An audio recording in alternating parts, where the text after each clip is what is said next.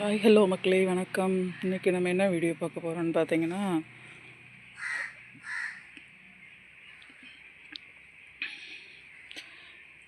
Rose செடியும் சில செடிகள் தாங்க.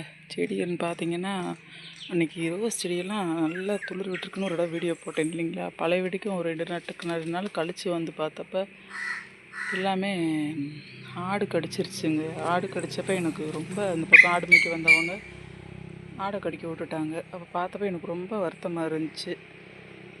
இப்போ பார்த்தீங்கன்னா பழைய வெடிக்கும் பூத்து வருது.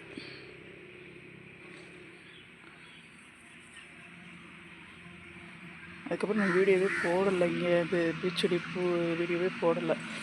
இப்போ தான் எடுக்கிறேன். தலை இது ஆனாலும் ஆடு கடித்ததுக்கப்புறம் தலை எஞ்சி வர்றது ஒரு இது இல்லாமல் இருக்குது. இந்த மொட்டை எல்லாமே சின்னதாக இருக்குது. பழைய வெடிக்கும் ஏதாச்சும் உரங்கள் தாங்க போடணும். கடலை புண்ணாக்கு இந்த மாதிரி.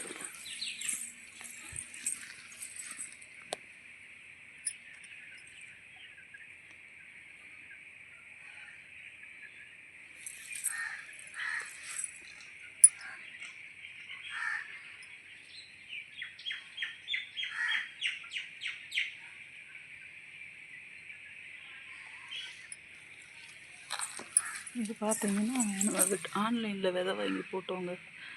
பூ மொட்டு இப்போ தான் வருது. பார்க்கலாம் இது எப்படி பூ வருதுன்றதை காமிக்கிறேங்க.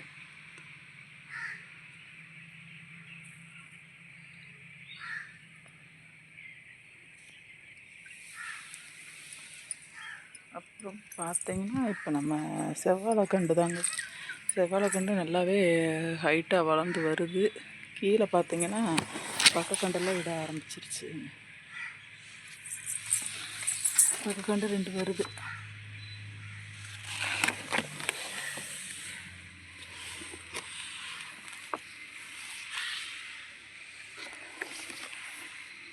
நம்ம சேம்பங்கிழங்கு செடியுமே பாருங்கள் அழகாக வருது. இந்த வட்டம் நல்லா கிழங்கு பறிக்கிறப்போ ஒரு வீடியோ போடுறேங்க.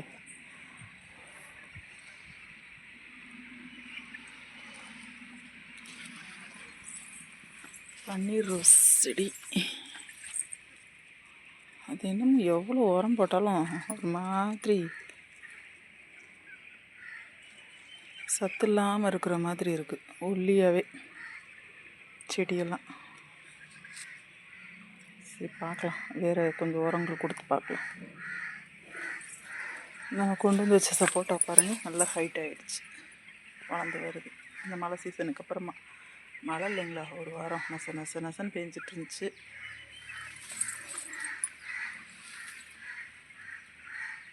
நல்லா காஞ்சி வருது.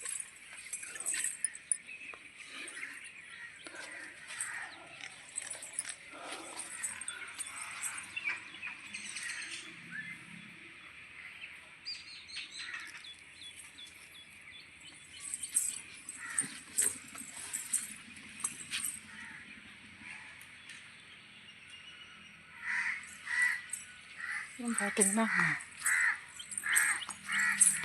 பாவக்காங்க தரையில் தானே படர்ந்துருக்குன்னு நினச்சோம். அது பாருங்கள்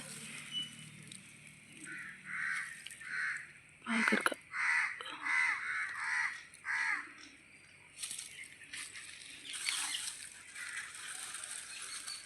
கீழே தரையில் கிடந்ததுனால தண்ணி பட்டு கொஞ்சம் அழுகிருச்சு. ஒரு காய் கொடி கம்பு மேலே ஏற்றி விடணுங்க.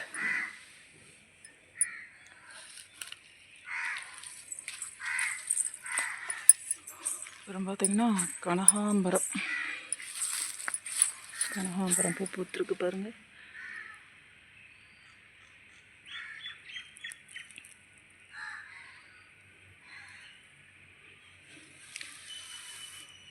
ஓகே மக்களே, நன்றி. நெக்ஸ்ட் வீடியோவில் பார்க்கலாம். பாய்.